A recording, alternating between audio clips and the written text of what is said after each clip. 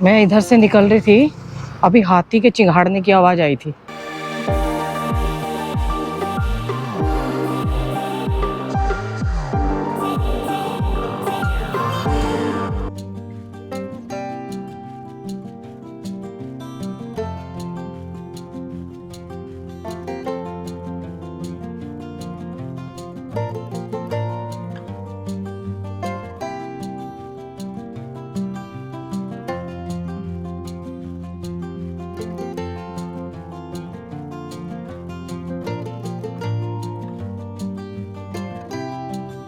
कोफ्ते बनाए हैं आज, कोफ्ते गर्मा गर्म। कितने दिनों बाद मैं अपने वॉक पे निकल रही हूँ, क्योंकि कल अब यहाँ तो इतनी वॉक कर ही नहीं सकते। और आज भी मौसम देखिए, कल रात को भी बहुत तेज बारिश हुई है, तो जो भी गंदगी थी ना, भगवान जी ने जो वहाँ पे रहती है घाटों पे, कल रात को दी और चले गए गलती से। कह रही मम्मी बैठा ही नहीं जा रहा वहाँ पे, मतलब स्मेल आ रही है। तो ये सब हाल वो थे। आप देखिए भगवान जी ने रात को इतना बरसा दिया था और सूख भी गया सुबह। स्टार ऑन कर लिया है, बाकी फिटबिट पे तो दिखाई दूंगी। इधर से जाऊंगी और ना इधर से जाके भद्रकाली तक पहुंच जाऊंगी, तब करूंगी बात। कई बार तो हमें यहाँ से जाना पड़ता है, मतलब उस पे ना घाट पे, क्योंकि यहाँ बसेस नहीं आती ना और गंदगी नहीं होती है।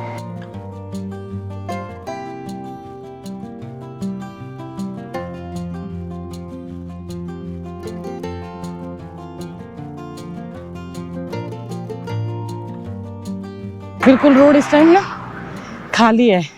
अभी यात्रा शायद ना पूरी तरह खुली नहीं है, क्योंकि बारिश हो रही, यहाँ भी हो रही है, और लोग पिछली बारिश को देख के डरे काफी हुए हैं। देखो इधर रश कम है ना, कितना सुंदर लग रहा है, साफ सुथरा और हरे भरे जंगल। जंगल तो हरे भरे हैं ही, लेकिन जो गंदगी है वो फिर भी ना के बराबर है। सफाई तो डेली होती है।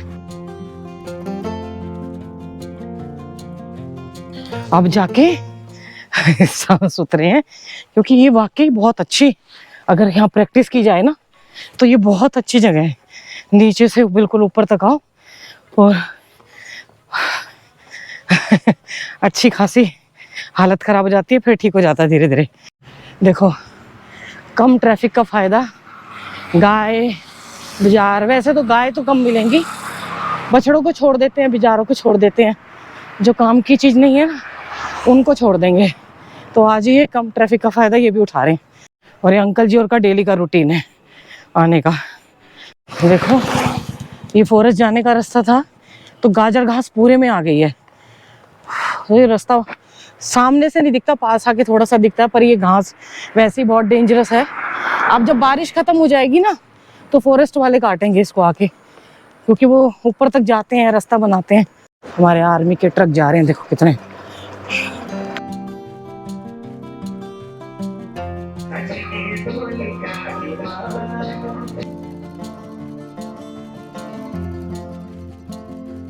आर्मी वाली बस को देख के जो 3 जो नौजवान शहीद हुए, बिल्कुल ही नौजवान थे, बस एक के बच्चे थोड़े से, ज़्यादा नहीं, वो भी 10-12 साल के होंगे, एक बेटा एक बेटी, और बाकी एक तो बिल्कुल ही 9 महीने की बच्ची है और एक की शायद 6 महीने की बच्ची है। तो अभी शादी को 1 साल भी नहीं हुआ था। तो ऐसे कितने लोग हैं बताओ, जो ऐसे वो जान दे देते हैं, और हमें पता है कुछ दिन का हम शौक मनाते हैं, सब कुछ करते हैं, फिर भूल जाते हैं। पर आर्मी का स्ट्रगल कभी भूलना नहीं चाहिए कि कैसे विषम परिस्थितियों में ना रह के वो स्ट्रगल कर रहे हैं, करते हैं। अब कुछ लोग कह देते हैं कि उनकी चॉइस होती है, तो कि भैया चॉइस के पीछे ना कि जॉब नहीं मिलती कुछ ऐसा, लेकिन चॉइस के पीछे जुनून भी होता है, मात्र भक्ति करने का। अभी मैं एक इंटरव्यू देख रही थी, उसमें तो एक कह रहे हैं कि मैं जाऊंगा नहीं, मर जाऊंगा। उनको ऑर्डर आ चुका है, पर अंदर डर तो होता है ना परिवार का, कि पीछे गरीब परिवार है, पालन पोषण कैसे करेंगे। पर कईयों का जुनून और जज्बा इतना ज़्यादा होता है कि वो इन सबको इग्नोर कर देते हैं। देखिए ये झरने बंद हो गए अब, जो बरसाती थे ना, मतलब बरसाती नाले यहाँ बंद हो गए हैं, और एकदम पिन ड्रॉप साइलेंस है। देखो यहाँ आपको प्रकृति ना पूर्ण स्वरूप में मिलेगी। देखो बेलगिरी के वो फल भी तैयार हो रहे हैं धीरे धीरे ना, अभी कच्चे हैं क्योंकि मौसम ठंडा है ना। और ऊपर देखो आज मैं ना पोलोथीन नहीं लेके आई, अगर बारिश हो गई तो मैं फंसूंगी। और जैसे मैं गाड़ी से जाती हूँ ना कई बार के लॉन्ग ड्राइव पे जाती हूँ, और अगर मैं इस टाइम ऊपर की साइड जाऊंगी नरेंद्र नगर साइड या उस साइड, तो मेरे को पक्का फोग मिलेगी ऐसे ही।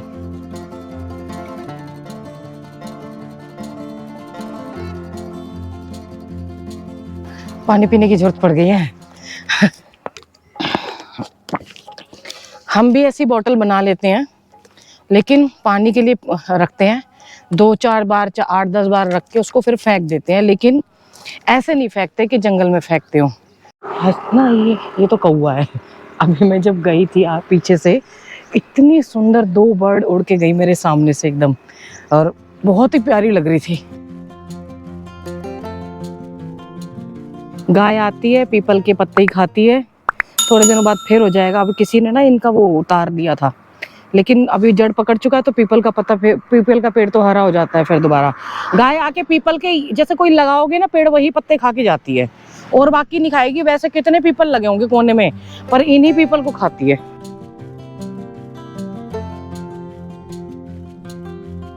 कितनी भगवान ने सुंदर प्रकृति दी है हमें है, और देखो हम कैसे सड़ा देते हैं उसको।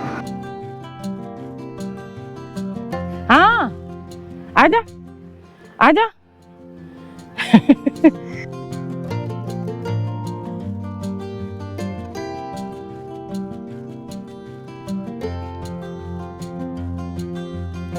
मैं इधर से निकल रही थी, अभी हाथी के चिंघाड़ने की आवाज आई थी। तो ये हाथी का रास्ता है, वो वहां से और यहाँ तक जो है ना। जैसे जैसे आगे बढ़ रहे हैं मौसम देखो, ओहो हो स्वर्ग। मरने के बाद स्वर्ग की कल्पना करते हैं, जीते जी स्वर्ग जो है उसको हम नर्क बनाने की कोशिश कर रहे हैं गंदगी फैला के।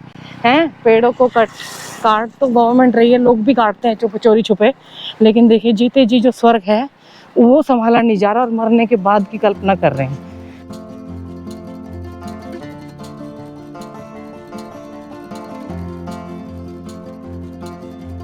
वैसे हम ना नीचे से आते थे अपने ऊपर फॉरेस्ट में से, तो शायद फॉरेस्ट में से लंबा पड़ता होगा तो ये 4.5 पड़ जाता था।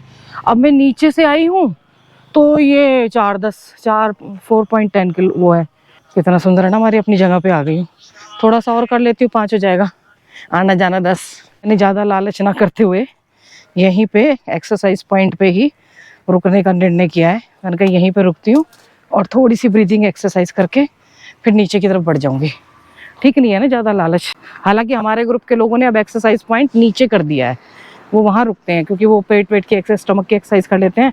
पर हमारे लिए तो यही पुराना बढ़िया है, खुला खुला है और पोल्यूशन नहीं होता ना, उधर की साइड निकल जाता है। बर्ड की आवाजें देख रहे हैं, सुन रहे हैं।